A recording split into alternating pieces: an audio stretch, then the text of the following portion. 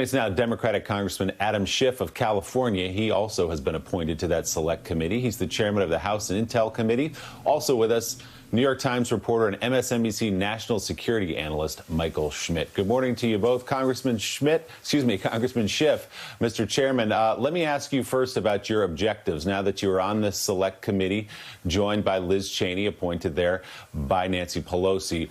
What do you aim to find here different than what we already know about that day? Well, our gold standard is really to try to produce a comprehensive report like the 9/11 Commission did. So we want to look at everything that led up to January 6th, what intelligence we had, what intelligence we might have had, what took place on the 6th, why we were so ill prepared, why the response was so untimely, what we need to do, most importantly, to protect ourselves going forward. So what recommendations do we have? Some of that ground has been partially covered. A lot of it hasn't been covered really at all. On the Intelligence Committee, we're still trying to get answers to some of the most basic questions. So we want this to be the definitive and exhaustive analysis of what happened that day and how we protect the country going forward. Congressman, it's Jonathan Lemire. I wanted to get your thoughts on who else would be on this select committee. We heard yesterday, of course, Congresswoman Cheney is going to be a part of it. She's a Republican. We don't know yet what other Republicans will be involved. So let me just put it to you bluntly. Do you welcome Congresswoman Cheney's presence on the committee? And then secondly, do you have concerns about who GOP leader McCarthy may put on this committee and whether they would be willing to investigate what happened in a good faith effort, considering that so many Republicans are existing in a state of denial as to the events of January 6th? I do welcome Liz Cheney's presence, as well as any Republican that's serious about their constitutional duty and wants to get to the bottom of what happened on the 6th. I think she'll approach the subject, already is, with great solemnity and understanding that this really needs to get done in a nonpartisan way. In terms of who McCarthy will recommend, it's hard to say. He didn't want the investigation done to begin with. When he was offered a commission negotiated in a bipartisan basis with 5 Democrats and 5 Republicans, he didn't want that to take place because Donald Trump doesn't want it to take place. So whether he'll try to put people on it to make a circus out of it or whether he'll decide, no, it's better to actually put responsible people on it, very hard to say. But we can't control that. We can only control what we do. And we intend to fulfill our constitutional duty. Michael Schmidt, it was your colleagues, of course, at the New York Times that put together this remarkable video released in the last few days, about 40 minutes worth of footage from January 6th, a lot of it unseen, all of it very powerful.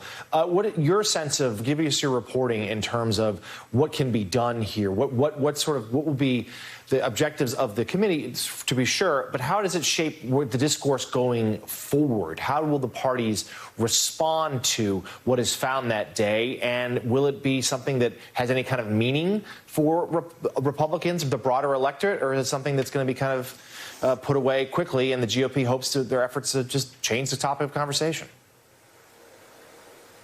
I think that video shows the complexities and difficulties of investigating the insurrection, because the insurrection happened 6 months ago.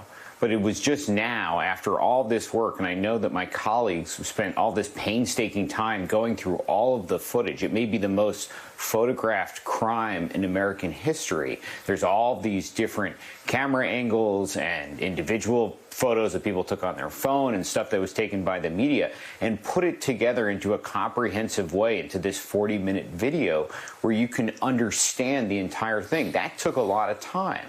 And so investigating an event like this and getting to the bottom of not just what happened that day, which the video looks at, but why it happened, what were the factors that led to it, and what could be done. I mean, that could take a long time because it's such a complex event. You have so many different defendants that have been indicted in this. We had a member of the Oath Keepers agree to cooperate with the government this week. That can spawn and lead to other angles in an investigation. So we're still in a very early part of this.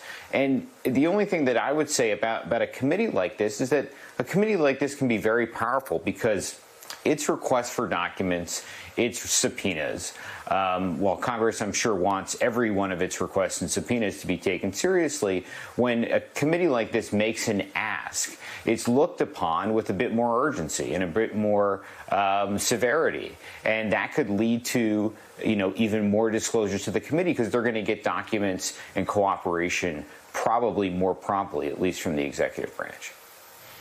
Michael Schmidt, thank you so much for your reporting. And Congressman Adam Schiff, thank you as well.